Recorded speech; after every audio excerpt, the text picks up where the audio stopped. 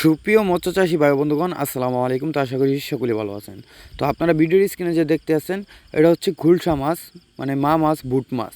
তো এই মাছকে আমরা ইংলিশ প্রয়োগ করতেছি, কারণ এই মাছ থেকে আমরা ডিম সংগ্রহ করে পোনা উৎপাদন করব। তো আপনারা কিভাবে গুলশা মাছের পোনা চাষ করবেন বা কিভাবে পোনা উৎপাদন করবেন, এই ভিডিওর মাধ্যমে থেকে আপনারা জেনে নিতে পারবেন।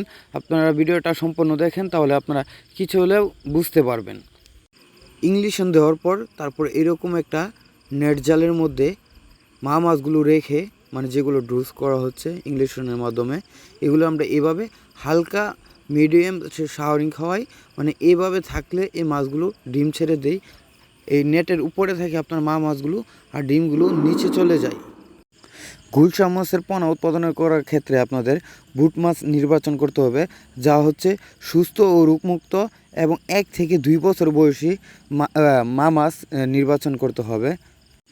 এবং আপনাদের বুট মাছের ওজন থাকতে হবে 80 থেকে 150 গ্রাম ওজন থাকতে হবে, এবং ইস্তি মাছের পেট ফুলে থাকবে। এবং গুলশা মাছের হরমোন প্রয়োগ করা হচ্ছে, স্ত্রী মাছ 2 ডোজ দেওয়া হবে এবং পুরুষ মাছকে একবার হরমোন ডোজ করা হবে।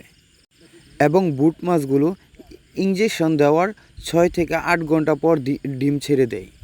তো যে সকল চাষি ভাইরা রয়েছেন, আপনারা গুলশা মাছের পোনা চাষ করতে চান বা চাষ করার জন্য আগ্রহী আছেন, তারা আমাদের থেকে উন্নত মানের হরমোন প্রয়োগ করে আমরা পোনা উৎপাদন করে থাকি।